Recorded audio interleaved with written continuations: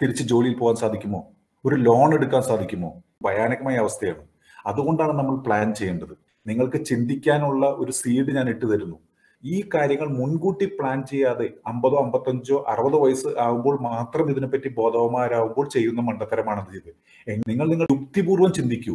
Common sense മാത്രം മതി 1 കോടി നിങ്ങൾക്ക് സമ്പാദിക്കാമെന്ന് പറയുമ്പോൾ ആ കോടി എന്ന് കാണുമ്പോൾ തന്നെ ഇതൊരു തട്ടിപ്പാണ് എന്ന് തോന്നുന്നു. പക്ഷെ നിങ്ങൾ കാര്യങ്ങൾ മനസ്സിലാക്കൂ. ഇതിൽ ഏത് ഭാഗത്താണ് കാര്യം പറയുമ്പോഴാണ് ഇതിലൊരു തട്ടിപ്പിന്റെ മണം നിങ്ങൾക്ക് അടിച്ചതെന്ന്.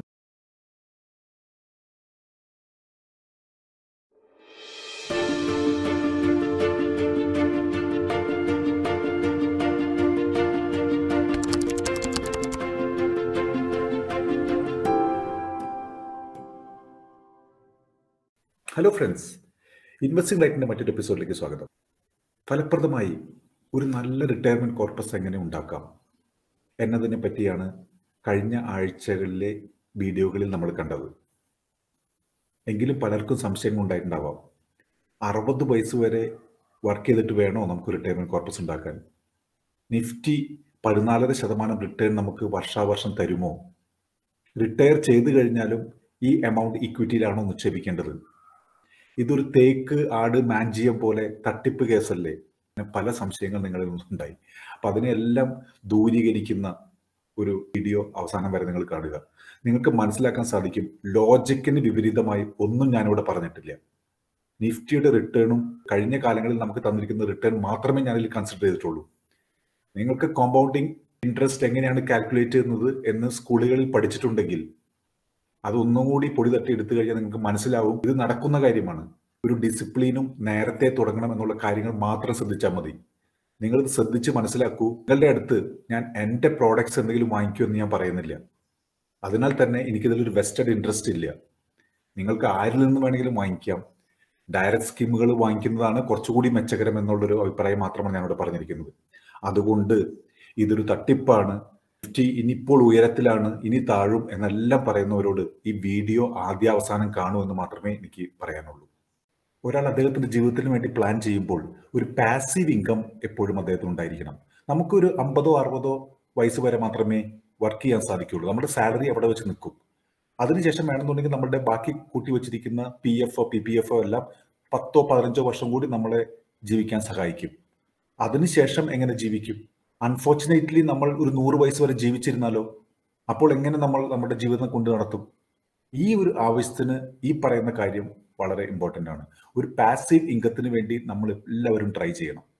ഈ പാസീവ് ഇൻകം എന്ന് പറഞ്ഞാൽ നമ്മുടെ സാലറിയെ കൂടാതെ നമ്മൾ ഉറങ്ങുമ്പോഴും നമുക്ക് വേണ്ടി അധ്വാനിച്ച് നമുക്ക് വേണ്ടി പണം ഉണ്ടാക്കി തരുന്ന ഒരു സമ്പാദ്യശീലത്തെയാണ് ഈ ഒരു പാസീവ് ഇൻകം കൊണ്ട് മെയിനായിട്ട് ഉദ്ദേശിക്കുന്നത്. അത് ഇക്വിറ്റിയിൽ മാത്രമാണ് മെയിനായിട്ട് നടക്കുന്നത്. വാറൻ ബഫറ്റ് പറഞ്ഞിട്ടുണ്ട്, നമ്മൾ ഉറങ്ങുമ്പോഴും നമുക്ക് വേണ്ടി അധ്വാനിക്കുന്ന ഒരു സമ്പാദ്യശീലത്തിലേക്ക് നമ്മൾ പോയില്ലെങ്കിൽ നമ്മൾ മരിക്കുന്നത് വരെ ജോലിയിൽ ഏർപ്പെടേണ്ടി വരും.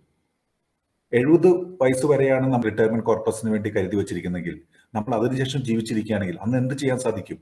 തിരിച്ച് ജോലിയിൽ പോകാൻ സാധിക്കുമോ? ഒരു ലോൺ എടുക്കാൻ സാധിക്കുമോ? ഇതെല്ലാം ഇതൊരു ഭയാനകമായ അവസ്ഥയാണ്. അതുകൊണ്ടാണ് നമ്മൾ പ്ലാൻ ചെയ്യേണ്ടത്. ഒരു FDയിൽ ഇട്ടാൽ പോലും നമുക്ക് വേണമെന്നുണ്ടെങ്കിൽ പാസീവ് ഇൻകം കിട്ടും എന്ന് പറയുകയാണെങ്കിൽ FDയിലാണ് നിങ്ങൾ നിക്ഷേപിക്കുന്നതെങ്കിൽ 20 വർഷം കൊണ്ട് നിങ്ങൾക്ക് ഉണ്ടാവുന്ന നഷ്ടം വളരെ വലുതായിരിക്കും.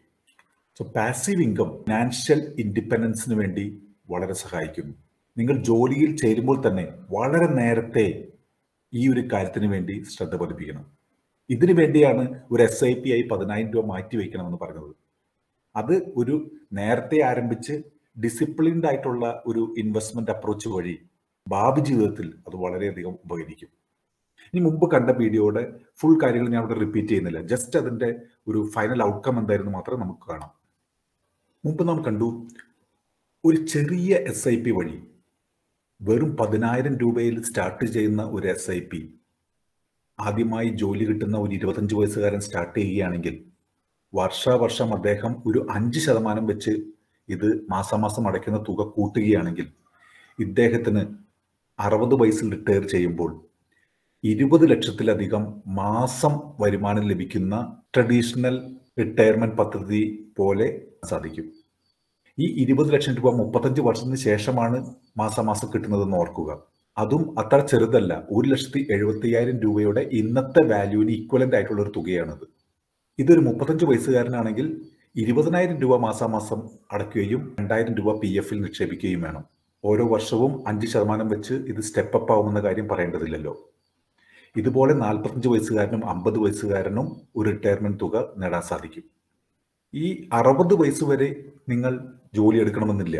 10,000 രൂപ 25 വയസ്സ് മുതൽ സ്റ്റാർട്ട് ചെയ്ത് വെറും 50 വയസ്സ് വരെ ഇത് നൽകുകയാണെങ്കിൽ ഈ നിക്ഷേപം 12% ഗ്രോ ചെയ്യുന്നതെങ്കിൽ പോലും നിങ്ങൾക്ക് 2,80,000 രൂപ മാസം തക്ക വിധത്തിൽ നിങ്ങളുടെ വളർച്ച നിങ്ങളെ സഹായിക്കും. 50,000 രൂപയാണ് മാസം ഇന്നത്തെ ഇക്വലന്റ് ആയിട്ടുള്ള എമൗണ്ട് കിട്ടുക. അപ്പൊ ഇത് വളരെ പ്രാക്ടിക്കൽ ഇതാണല്ലോ. 50,000 രൂപ ഇന്ന് ചെലവ് ചെയ്യാൻ സാധിക്കുന്ന ഒരു കപ്പിളിന് 25 അല്ലെങ്കിൽ 30 ശേഷവും ഇതിന്റെ ഇക്വലന്റ് ആയിട്ടുള്ള 2,80,000 രൂപ മാസം ലഭിക്കുന്നു. 12% വളർച്ചാ നിരക്ക് മാത്രമാണ് നമ്മൾ കൺസിഡർ ചെയ്തിരിക്കുന്നത്. 51 വയസ്സ് മുതൽ അദ്ദേഹത്തിന് ലഭിക്കുന്നു.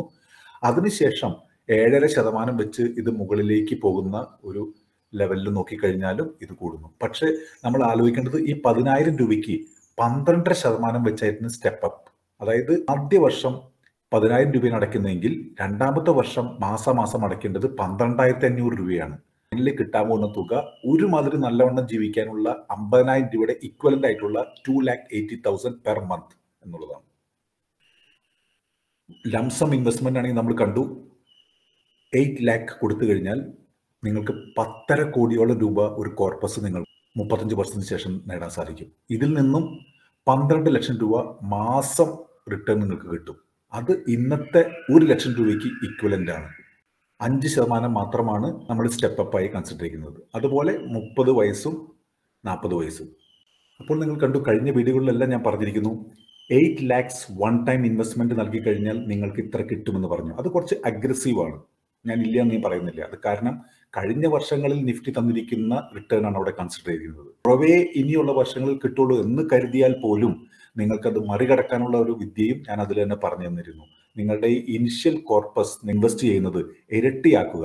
8 ലക്ഷത്തിന് പകരം 16 ലക്ഷമാണ് നിങ്ങൾ ഇൻവെസ്റ്റ് ചെയ്യുന്നതെങ്കിൽ ഏകദേശം ഒരു 12% നിഫ്റ്റി എന്തായാലും വരും വർഷങ്ങളിൽ ആവറേജ് കിട്ടും എന്നുള്ളത് ഉറപ്പാണ്. എങ്കിലും നിഫ്റ്റിയിൽ ഒരു റിട്ടേണും നന്നായി നമുക്ക് കിട്ടും എന്ന് പറയുക വയ്യ. മാർക്കറ്റ് റിസ്കിന് വിധേയമാണ്. അത് മനസ്സിലാക്കിയതിന് ശേഷം മാത്രം നിങ്ങൾ ഇൻവെസ്റ്റ് ചെയ്യുക. നിങ്ങളുടെ മുമ്പുണ്ടായിരുന്ന സംശയങ്ങൾ.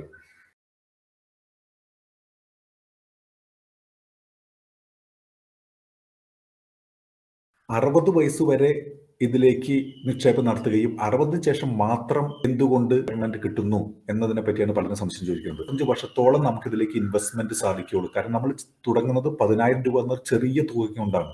ഈ 10,000 രൂപയിൽ സ്റ്റാർട്ട് ചെയ്ത് ഓരോ വർഷവും സ്റ്റെപ്പ് അപ്പ് ചെയ്ത് 5% കൂട്ടി കൊണ്ടുവരുന്ന തുക നമുക്ക് 60 വയസ്സ് മുതൽ 90 വയസ്സ് വരെ അല്ലെങ്കിൽ 100 വയസ്സ് വരെ ജീവിക്കാനുള്ള തുകയാണ്. 40 വർഷത്തേക്ക് ജീവിക്കാനുള്ള തുകയാണ്. അതുകൊണ്ട് അതിനൊരു കാലയളവ് കൂടുതൽ കിട്ടുന്നതിന് വേണ്ടിയിട്ടാണ് 35 വർഷവും എന്ന് പറയുന്നത്.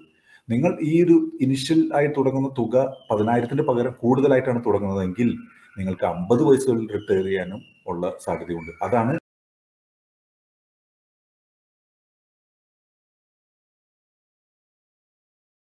നിഫ്റ്റി ഇനിയും 14% വെച്ച് തന്നെ റിട്ടേൺ തരുമോ? താങ്കൾക്ക് എങ്ങനെ അത് പറയാൻ സാധിക്കും? ഇതെല്ലാം ഭൂലോക തട്ടിപ്പല്ലേ?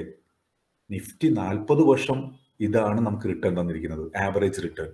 അതുകൊണ്ട് ഇന്ത്യ ഇപ്പോൾ ഒരു ലൈം ലൈറ്റിലേക്ക് വന്നിരിക്കുകയാണ്. എൻ്റെ വീഡിയോസ് കാണുക. ഞാനവിടെ വളരെ കൃത്യമായി തന്നെ എത്ര നമുക്ക് നിഫ്റ്റിയിൽ നിന്നും റിട്ടേൺ പ്രതീക്ഷിക്കാം വരും വർഷങ്ങളിൽ എന്നെല്ലാം പറ്റി ഒരു വീഡിയോ ചെയ്തിരിക്കുന്നു.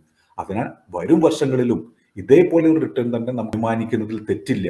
എന്നിരുന്നാലും നമ്മൾ ഇതിനെ കുറച്ചും കൂടി പ്ലേ ഡൗൺ ചെയ്ത് 12% റിട്ടേൺ മാത്രമേ നിഫ്റ്റി തരികയുള്ളൂ എന്ന അസംഷൻ എടുത്തിട്ട് ഉള്ളതാണ് ഇന്ന് ഞാൻ പറഞ്ഞിരിക്കുന്നത്. അതല്ല എന്നുണ്ടെങ്കിൽ നിങ്ങൾക്ക് മുമ്പ് വീഡിയോയിൽ പറഞ്ഞ പോലെ നിങ്ങൾ പറഞ്ഞിരിക്കുന്നത് എക്സാക്ട്ലി ആ ഒരു ബോർഡറിൽ നിൽക്കുന്ന വളരെ അഗ്രസീവ് ആയിട്ടുള്ള ഒരു എമൗണ്ട് ആണ് പറഞ്ഞിരിക്കുന്നത്. അതിന്റെ ഇരട്ടി നിക്ഷേപിച്ചു കഴിഞ്ഞാൽ 10,000 പകരം 20,000, 8 ലക്ഷത്തിന് പകരം 16 ലക്ഷം വൺ ടൈം ഇൻവെസ്റ്റ്മെന്റ് ചെയ്യുക. എന്നാലും നിങ്ങൾക്ക് നേടാം.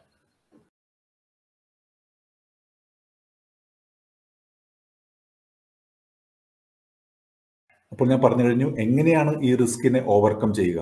നിങ്ങൾ തുടക്കത്തിൽ ഇൻവെസ്റ്റ് ചെയ്യാനുള്ള തുക ഇരട്ടിയായി നിങ്ങൾക്ക് അനുമാനം ചെയ്യുക. അതല്ലെന്നുണ്ടെങ്കിൽ നിങ്ങളുടെ കാൽക്കുലേഷൻസിൽ 12% എന്ന് മാത്രം ഇട്ടിട്ട് എത്രയാണ് കിട്ടുന്നത് എന്നുള്ള തുകയ്ക്ക് നിങ്ങൾക്ക് സ്റ്റാർട്ട് ചെയ്യുക. 50,000 രൂപ മാത്രം ഇന്നത്തെ ചെലവ് ഉള്ള ഒരാൾക്ക് ഇതേ 50,000 തന്നെയായിരിക്കും 35 വർഷത്തിന് ശേഷം ഇക്വലന്റ് ആയിട്ടുള്ള തുകയായിരിക്കും എന്ന് കരുതുകയാണെങ്കിൽ അത് 2,80,000 വരും. അതിന് വേണ്ടിയിട്ടുള്ളത് 10,000 രൂപയിൽ 25 വയസ്സിൽ സ്റ്റാർട്ട് ചെയ്യുകയാണെങ്കിൽ 12% വെച്ച് സ്റ്റെപ്പ് അപ്പ് ചെയ്തുകൊണ്ടിരുന്നു കഴിഞ്ഞാൽ റിട്ടയർ ചെയ്തതിനു ശേഷം ലഭിക്കും. ഇതിൽ എവിടെയാണ് തട്ടിപ്പ്? നിങ്ങൾ എൻ്റെ കയ്യിൽ നിന്നൊരു ആപ്ലിക്കേഷൻ വാങ്ങി ഫില്ല് ചെയ്ത് അയക്കൂ എന്ന് ഞാൻ പറയുന്നില്ല. നിങ്ങൾക്ക് ഏത് ഇൻസ്ട്രുമെന്റ്സിൽ വേണമെങ്കിലും രജിസ്റ്റർ ചെയ്യാം. ഇത് ഒരു ഇല്ലുസ്ട്രേഷൻ മാത്രമാണ്, ഒരു വഴികാട്ടിയാവുന്ന ഒരു കാര്യം. ഇനി നിങ്ങൾ തന്നെ തീരുമാനിച്ചോളൂ ഇത് നിങ്ങൾക്ക് ഉതകുന്നതാണോ ഇല്ലയോ എന്നുള്ളത്. ഞാൻ പറഞ്ഞതുകൊണ്ട് മാത്രം നിങ്ങൾ ആരും ഇൻവെസ്റ്റ് ചെയ്യേണ്ടതില്ല.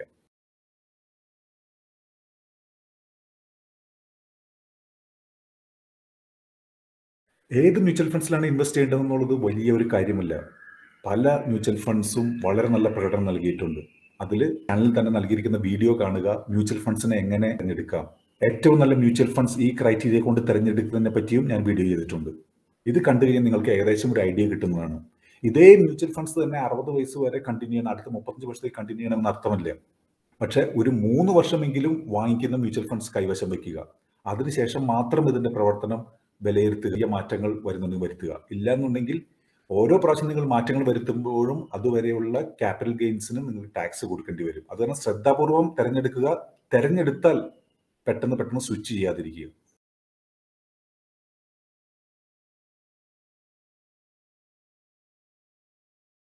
ഈ ഒരു റിട്ടയർമെന്റ് കോർപ്പസ് സ്റ്റോക്സ് വെച്ചും സൃഷ്ടിക്കാൻ സാധിക്കുമോ? സാധിക്കും. നിങ്ങൾ വളരെ ഡിസിപ്ലിൻ ഉണ്ടെങ്കിൽ നിങ്ങൾക്ക് സ്റ്റോക്ക് മാർക്കറ്റിൽ സ്പെൻഡ് ചെയ്യാൻ കൂടുതൽ ടൈം ഉണ്ടെങ്കിൽ നിങ്ങൾക്ക് സാധിക്കും. പക്ഷേ സാധാരണ 96% ആളുകൾക്കും ഒരു മ്യൂച്വൽ ഫണ്ടോ ETF വഴി നാളത്തേക്കുള്ള നിക്ഷേപങ്ങൾ ചെയ്യുന്നതാണ് നല്ലത്. കാരണം ഇതുപോലത്തെ ഒരു ഫിനാൻഷ്യൽ ഗോൾസ് നമ്മുടെ ഒരു സ്റ്റോക്കുമായി അറ്റാച്ച് ചെയ്യുമ്പോൾ ചിലപ്പോൾ 1-2 വർഷം കഴിഞ്ഞ് എന്തെങ്കിലും ഒരു ബാഡ് ന്യൂസിന്റെ പുറത്ത് നമ്മൾ ഈ സ്റ്റോക്കുകൾ വിൽക്കാനുള്ള സാധ്യതയുണ്ട്. അപ്പോൾ നമ്മുടെ ഫിനാൻഷ്യൽ ഗോൾസ് അവിടെ പോയി. ഇതേ സമയത്ത് നമ്മളൊരു മ്യൂച്വൽ ഫണ്ട് ആണെങ്കിൽ ആ മ്യൂച്വൽ ഫണ്ട്സിന്റെ അകത്ത് നടക്കുന്ന വിൽപ്പനകളും വാങ്ങലുകളും നമ്മൾ അതിനെപ്പറ്റി ശ്രദ്ധ ചെലുത്തേണ്ടതില്ല. അതൊരു ഫണ്ട് മാനേജർ ചെയ്തുകൊള്ളൂ.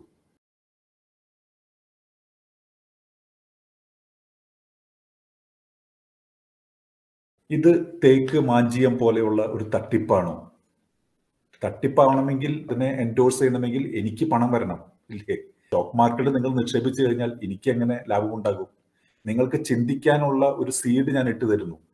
കഴിഞ്ഞ വർഷങ്ങളിലെ റിട്ടേൺ മാത്രമാണ് ഞാനിതിൽ കൺസിഡർ ചെയ്തിരിക്കുന്നത്. നിങ്ങൾക്ക് ശ്രദ്ധിക്കാം, എവിടെയാണ് ഇതിൽ തട്ടിപ്പിന്റെ ഒരു എലമെന്റ് എന്നാണ് ഞാൻ ചോദിക്കുന്നത്. നിഫ്റ്റി ഇത്രയും മുകളിൽ നിൽക്കുമ്പോൾ ഇൻവെസ്റ്റ് ചെയ്യണോ? നാളെ തന്നെ ഇൻവെസ്റ്റ് ചെയ്യേണ്ട കാര്യമല്ല ഞാൻ പറയുന്നത്. മാത്രമല്ല നിഫ്റ്റി ഇപ്പോൾ മുകളിലാണ് എന്ന് ആർക്ക് പറയാൻ സാധിക്കും? 10,000 പോയിന്റ്സ് വന്നപ്പോഴും നമ്മൾ ഇത് തന്നെയല്ലേ പറഞ്ഞത്, നിഫ്റ്റി ഏറ്റവും ഉയരത്തിലാണെന്ന്. അതിനുശേഷം 60-70% ഇപ്പോൾ ഈ ചുരുങ്ങിയ ഒരു വർഷം കൊണ്ട് തന്നെ നിഫ്റ്റി റിട്ടേൺ നൽകിയില്ലേ? അപ്പോൾ നമുക്കിതൊന്നും പറയാൻ സാധിക്കില്ല. ഫ്യൂച്ചർ പ്രോസ്പെക്ട്സ് മാത്രമായിരിക്കണം നമ്മുടെ മുമ്പിലുള്ളത്. കഴിഞ്ഞ വർഷം നിഫ്റ്റി ഏകദേശം 60-70% തന്നതുകൊണ്ട് അടുത്ത 1-2 വർഷം നെഗറ്റീവ് റിട്ടേൺ നൽകിയാലും ബോധപ്പെടേണ്ടതില്ല. എന്നാൽ ആ നെഗറ്റീവ് റിട്ടേൺ തരുമ്പോൾ എന്ന് കരുതി വെയിറ്റ് ചെയ്യുന്നതും മണ്ടത്തരമായിരിക്കും.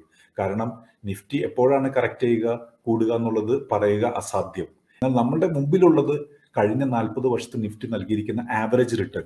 ആ റിട്ടേൺ 15% കമ്പനികൾ മുന്നോട്ട് പോകുന്നത് എന്നുള്ള കാരണം കൊണ്ട് തന്നെ നമുക്കൊരു ആവറേജ് റിട്ടേൺ നെക്സ്റ്റ് 10-20 ഇയേഴ്സിൽ വെച്ച് കഴിഞ്ഞാൽ നമുക്ക് ഈ റിട്ടേൺ കിട്ടും എന്ന് മാത്രം അനുമാനിക്കാനേ തരമുള്ളൂ.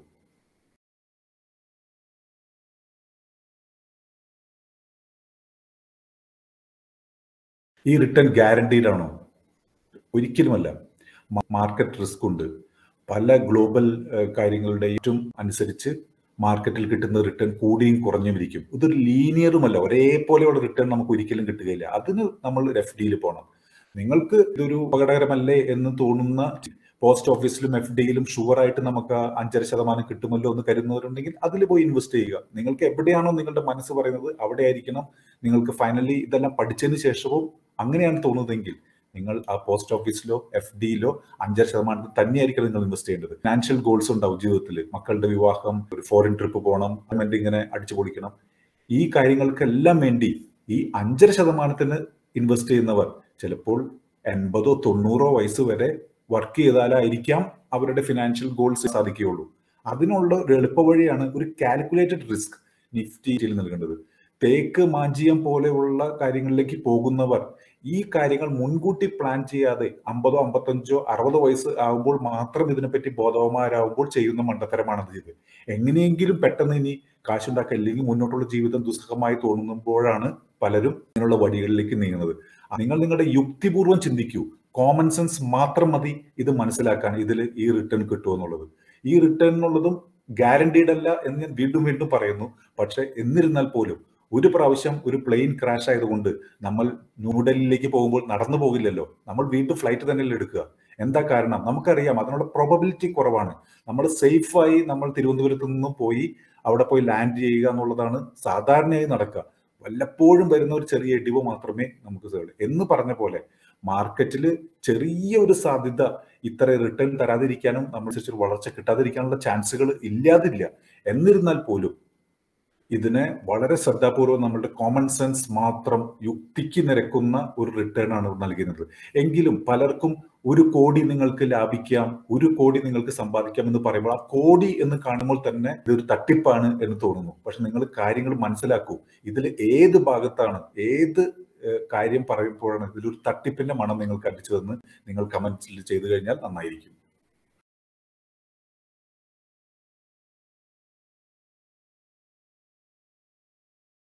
ട്രഡീഷണൽ പ്ലാനുകളെക്കാൾ ഇതിനുള്ള പ്രത്യേകത എന്താണ്?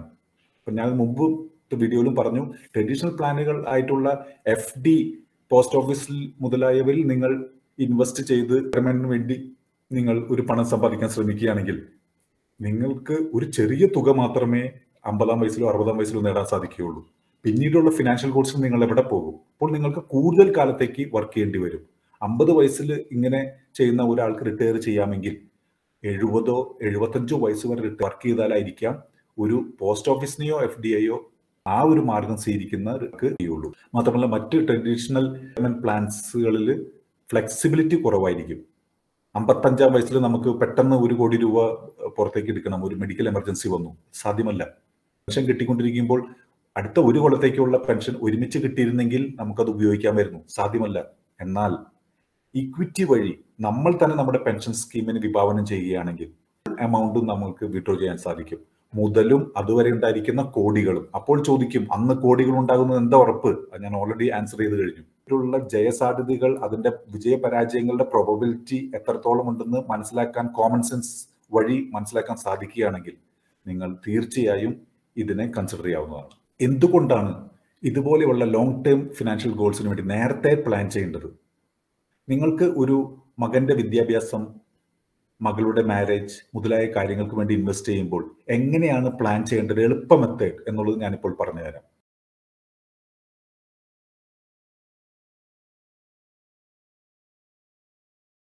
അടുത്ത ചോദ്യം എല്ലാവരുടെ മനസ്സിലും വരുന്നത്, ഈ പറയുന്ന ഇക്വിറ്റി വെച്ച് നിങ്ങൾക്ക് നല്ല റിട്ടയർമെന്റ് കോർപ്പസ് ഉണ്ടാക്കാൻ സാധിക്കും എന്ന് പറയുമ്പോൾ എന്തുകൊണ്ടാണ് ആളുകൾ ഇതിന് മുന്നോട്ട് വരാത്തത്?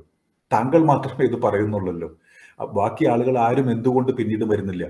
അതാണ് ഇഗ്നോറൻസ്, അറിവില്ലായ്മ. നിങ്ങളിത് കോമൺ സെൻസ് യൂസ് ചെയ്ത് മനസ്സിലാക്കൂ. ഞാൻ എൻ്റെ ആപ്ലിക്കേഷൻ യൂസ് ചെയ്ത് നിങ്ങൾ എൻ്റെ പേരിൽ ഇൻവെസ്റ്റ് ചെയ്യൂ, അല്ലെങ്കിൽ എൻ്റെ പേപ്പറിൽ ഇൻവെസ്റ്റ് ചെയ്യൂ, എനിക്ക് കമ്മീഷൻ കിട്ടട്ടെ എന്നുള്ള ലെവലിലാണോ ഞാൻ പറയുന്നത്? കഴിഞ്ഞ കാലങ്ങളിൽ തന്ന റിട്ടേണിനേക്കാൾ കുറവായിട്ടുള്ള റിട്ടേൺ അല്ലേ ഇന്നത്തെ കാലങ്ങളിലേക്കും ഞാൻ വിഭാവനം ചെയ്യുന്നത്? 10,000 രൂപ മാത്രം സ്റ്റാർട്ട് ചെയ്യാനല്ലേ 25 വയസ്സുകാരനോട് പറയുന്നത്? അത് വളരെ പ്രാക്ടിക്കൽ ആയിട്ടുള്ള ഒരു കാര്യമല്ലേ?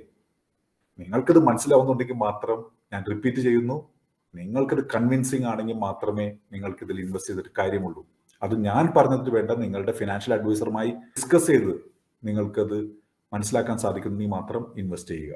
അപ്പോൾ ഇങ്ങനെയുള്ളൊരു വലിയ ഒരു ഓപ്പർച്യൂണിറ്റി നമ്മുടെ മുമ്പിൽ ഉണ്ടാകുമ്പോഴും പലരും ഇത് ഉപയോഗപ്പെടുത്തുന്നില്ല. പലരുടെയും നിക്ഷേപങ്ങൾ FDയിലും യുലിപ്സിലും അല്ലെങ്കിൽ അധികമായിട്ടുള്ള ടേം ഇൻഷുറൻസിലും റിയൽ എസ്റ്റേറ്റിലും മാത്രമായി ഒതുങ്ങുന്നു. എന്നാൽ ഏറ്റവും നല്ല നിക്ഷേപ മാർഗം ഇക്വിറ്റിയിലൂടെയാണെന്നുള്ളതാണ് ഈ മനസ്സിലായിട്ടുള്ളത്.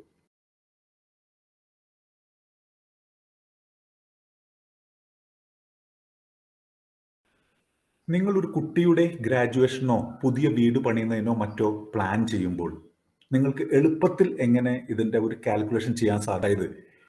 7% ആണ് ഇവിടെ ഇന്നത്തെ ഇൻഫ്ലേഷൻ റേറ്റ്, അതായത് പണപ്പെരുപ്പം കൂടും എന്നാണ് നമ്മൾ കണക്കാക്കേണ്ടത്. അതാണ് ഔദ്യോഗിക കണക്ക്. ഇത് വെച്ച് 20 ലക്ഷം രൂപയാണ് ഇന്ന് ഒരു ഗ്രാജുവേഷൻ കോഴ്സിന് 2021 ചെലവാകുന്നതെങ്കിൽ 10 വർഷത്തിന് ശേഷം ഏകദേശം അത് ഡബിൾ ആയിട്ടുണ്ടാകും. 10 വർഷം. അപ്പൊ നമ്മൾ നോക്കൂ, നമ്മുടെ ഓരോ ലോങ് ടൈം ഫിനാൻഷ്യൽ ഗോൾസിന് ഇന്ന് വരുന്ന തുക 10 വർഷങ്ങളിൽ ഡബിൾ ചെയ്ത് പോകുന്നു. ഇപ്പോൾ ഒരു കുട്ടി ജനിച്ചിരിക്കുന്നു, 20 വർഷത്തിന് ശേഷമാണ് ഇദ്ദേഹം ഗ്രാജുവേഷൻ ചെയ്യേണ്ടത്. ഇന്നത്തെ നിലയ്ക്ക് 20 ലക്ഷം രൂപ കൊടുത്തുള്ള ഒരു ഗ്രാജുവേഷനാണ് ഇദ്ദേഹം ചെയ്യുന്നതെങ്കിൽ അന്ന് വേണ്ടി വരുന്ന തുക 80 ലക്ഷം രൂപയാണ്. 80 ലക്ഷം രൂപ ലഭിക്കാൻ വേണ്ടി നമ്മൾ എന്താണ് ഇപ്പോൾ ഇൻവെസ്റ്റ് ചെയ്യേണ്ടത് എന്ന് നോക്കുകയാണെങ്കിൽ ഓരോ 5 വർഷം കൂടുമ്പോഴും ചെയ്യുന്ന ഒരു തുകയാണ്. അങ്ങനെ നോക്കിക്കഴിഞ്ഞാൽ കേവലം 5 ലക്ഷം മാത്രം ഇപ്പോൾ ഇൻവെസ്റ്റ് ചെയ്താൽ മതിയാവും. 14% വെച്ചുള്ള വളർച്ച കൈവരിക്കുകയാണെങ്കിൽ ഇതാണ് നിഫ്റ്റി എന്നിരിക്കുന്ന വളർച്ച. 5 10 ആവും, 10 പിന്നെ 5 വർഷം കൊണ്ട് 20 ആവും, 20 40 40 80 ആവും. 20 ലക്ഷം രൂപ ഇന്നത്തെ നിലയ്ക്ക് വില വരുന്ന ഒരു കാര്യത്തിന് ഇന്ന് ഇൻവെസ്റ്റ് ചെയ്യേണ്ടത് 5 ലക്ഷം മാത്രം. ഇതിന്റെ 4/1. 20 ലക്ഷം രൂപയുടെ ഒരു ചെറിയ വീട് ഇന്നത്തെ നിലയ്ക്ക് 30 വർഷത്തിന് ശേഷം ബിൽഡ് ചെയ്യുകയാണെങ്കിൽ എത്ര രൂപ വരും? 7% ഇൻഫ്ലേഷൻ റേറ്റ് കൂടി ഞാൻ 10 വർഷത്തിൽ ഡബിൾ ചെയ്യുന്നു. 30-ാം വർഷം ഏകദേശം 160 ലക്ഷം 1.6 കോടി രൂപയാണ് നമുക്ക് ഇതിനു വേണ്ടി ചെലവ് ചെയ്യേണ്ടത്. എന്നാൽ അതിനു വേണ്ടി നമ്മൾ ഇന്ന് ഇൻവെസ്റ്റ് ചെയ്യേണ്ട തുക എത്രയാണെന്ന് നോക്കിക്കഴിഞ്ഞാൽ വെറും 2.5 ലക്ഷം രൂപ മാത്രമാണ്. ഏകദേശം ഒരു ഇന്ന് നമ്മൾ പണിയാൻ ഉദ്ദേശിക്കുന്ന ആ എമൗണ്ടിന്റെ 12% മാത്രം ഇൻവെസ്റ്റ് ചെയ്ത് കഴിഞ്ഞാൽ ഒരു വീട് ഭാവിയിൽ ചെയ്യാൻ സാധിക്കും. അപ്പോൾ ഇതെന്താണ് കാണിക്കുന്നത്? ഗോളുകൾക്ക് കൂടുതൽ കാലാവധി ഉണ്ടെങ്കിൽ 30 വർഷം 40 വർഷത്തെ ചെയ്യുന്ന നമ്മൾ ഇന്ന് ഇൻവെസ്റ്റ് ചെയ്യാൻ നേരത്തെ പ്ലാൻ ചെയ്യുകയാണെങ്കിൽ കുറച്ച് എമൗണ്ട് മാത്രമേ ഇന്ന് ഇൻവെസ്റ്റ് ചെയ്യേണ്ട ആവശ്യമുള്ളൂ. ഇദ്ദേഹത്തിന് 25 വയസ്സാണ്. 35 വർഷത്തിന് ശേഷം ഇദ്ദേഹം റിട്ടയർമെന്റ് ചെയ്യുമ്പോൾ 8 ലക്ഷം രൂപ ഇന്ന് ഇൻവെസ്റ്റ് ചെയ്ത് കഴിഞ്ഞാൽ ഇദ്ദേഹത്തിന് 1024 ലക്ഷം രൂപ, അതായത് 10 കോടി രൂപയുടെ അടുത്ത് കോർപ്പസ് സൃഷ്ടിക്കാൻ സാധിക്കുന്നു. 20 വർഷത്തിന് ശേഷമുള്ള കുട്ടിയുടെ ഗ്രാജുവേഷന് വെറും 5 ലക്ഷം രൂപ ഇന്ന് ഇൻവെസ്റ്റ് ചെയ്താൽ മതി, 80 ലക്ഷമായി അത് മാറുന്നു. 30 കൊല്ലത്തിന് ശേഷമുള്ള ഒരു വീട് വാങ്ങലിന് 2.5 ലക്ഷം ഇൻവെസ്റ്റ് ചെയ്താൽ മതി, 160 ലക്ഷം അദ്ദേഹത്തിന് ലഭിക്കുന്നു. അതായത് 12.5 കോടി രൂപ ലഭിക്കാനായി ഇദ്ദേഹം ഇൻവെസ്റ്റ് ചെയ്യുന്നത് വെറും 15 ലക്ഷം രൂപ മാത്രമാണ്. 15 ലക്ഷം. ഇത് അത്ര എളുപ്പമല്ല. ഈ 15 ലക്ഷം ഒരു 25 വയസ്സുകാരന് കിട്ടുക എളുപ്പമല്ല. ഇതും ഒരു അഗ്രസീവ് പോർട്ട്ഫോളിയോ ആണ്. നിങ്ങൾക്ക് ഇത് മനസ്സിലാക്കാൻ സാധിക്കുന്നുണ്ടെങ്കിൽ നിങ്ങൾ ഈ 15ക്ക് പകരം 30 ലക്ഷം ഇട്ടുകൊള്ളൂ. 12% നിഫ്റ്റി തരുന്നുള്ളൂ എന്നുണ്ടെങ്കിൽ പോലും ഈ കോർപ്പസ് ഉണ്ടാക്കാനായി സാധിക്കും. കോമൺ സെൻസ് യൂസ് ചെയ്യുക, നിങ്ങളുടെ കാൽക്കുലേറ്റർ യൂസ് ചെയ്ത് കാൽക്കുലേറ്റ് ചെയ്ത് നോക്കുക. നിങ്ങൾ നെറ്റിൽ സെർച്ച് ചെയ്ത് കഴിഞ്ഞാൽ നിഫ്റ്റി മുൻകാലങ്ങളിൽ എത്ര റിട്ടേൺ ആണ് നൽകിയിരിക്കുന്നത് എന്നറിയാൻ സാധിക്കും. ഇത് തന്നെ നിങ്ങൾ ഒരു മ്യൂച്വൽ ഫണ്ട്സിലാണ് അല്ലെങ്കിൽ ETF-ലാണ് ഇടുന്നതെങ്കിൽ നിഫ്റ്റി അല്ലെങ്കിൽ മാർക്കറ്റ് റിട്ടേൺ നിങ്ങൾക്ക് കിട്ടാൻ സാധിക്കും. നിങ്ങൾ ഇൻഡിവിജ്വൽ സ്റ്റോക്സിൽ പോയി കഴിഞ്ഞാൽ ചിലപ്പോൾ അതിലും കൂടുതൽ റിട്ടേൺ കിട്ടാൻ, ചിലപ്പോൾ വളരെയധികം കുറവും കിട്ടാം. കാരണം നമ്മൾ ഇൻഡിവിജ്വൽ സ്റ്റോക്ക് എടുക്കുമ്പോൾ അതിൽ റിസ്ക് കൂടുതലാണ്. നമ്മളൊരു 60 സ്റ്റോക്കുകളുടെ ആവറേജിന് പകരം ഒരേ ഒരു റിലയൻസ് ഇൻഡസ്ട്രീസിലായിരിക്കാം നമ്മൾ ഇൻവെസ്റ്റ് ചെയ്യുന്നത്. ആ ഒരു കാരണം കൊണ്ടാണ് mutual funds R better for long term financial goals എന്ന് പറയുന്നത്. അപ്പോൾ ഫ്രണ്ട്സ്, നിങ്ങൾക്ക് ഈ വീഡിയോ ഇഷ്ടപ്പെട്ടു എന്ന് കരുതട്ടെ. നിങ്ങൾ യുക്തിപരമായി ചിന്തിച്ച് ഒരു തീരുമാനമെടുക്കൂ. Thanks for watching. നിങ്ങൾക്ക് സാമ്പത്തിക ഭദ്രത കൈവരിക്കണോ? Mutual fund, ETF, long time value stocks എന്നിവയിലെ ഇൻവെസ്റ്റ്മെന്റ്സ് വഴി വളരെ റിസ്ക് കുറഞ്ഞ ഒരു ഡൈവേഴ്സിഫൈഡ് പോർട്ട്ഫോളിയോ രൂപപ്പെടുത്തി നിങ്ങളുടെ എംപ്ലോയ്മെന്റ് ലൈഫ് ഒരു 5-10 വർഷം വരെ വെട്ടിച്ചുരുക്കി എന്നെപ്പോലെ നേരത്തെ റിട്ടയർ ചെയ്യണോ? എങ്കിൽ ഈ വീഡിയോസ് നിങ്ങൾക്ക് ഉപകാരപ്പെടും. ഇതെന്റെ ഉറപ്പ്. പുതിയതായി നിക്ഷേപത്തിലേക്ക് കടന്നു വരുന്നവരും വർഷങ്ങളായി നിക്ഷേപം നടത്തിക്കൊണ്ടിരുന്നവർക്കും ഒരുപോലെ ഉപകാരപ്പെടുന്നതാണിത്. പേഴ്സണൽ ഫിനാൻസിന്റെ വിവിധ മേഖലകൾ കാര്യകാരണ സഹിതം ഇൻവെസ്റ്റിംഗ് റൈറ്റ് അപഗ്രഥിക്കുന്നു. ഈ ചാനൽ സബ്സ്ക്രൈബ് ചെയ്യാൻ മറക്കരുതേ. നിങ്ങൾക്ക് ഈ വീഡിയോ ഇഷ്ടപ്പെട്ടെങ്കിൽ നിങ്ങളുടെ ഫ്രണ്ട്സുമായി ഷെയർ ചെയ്യുക. നിങ്ങളുടെയും അവരുടെയും സാമ്പത്തിക ഭദ്രതയിലേക്കുള്ള യാത്രയുടെ ആദ്യ ചുവട് ഇവിടെ നിന്നാകട്ടെ. Thanks for watching.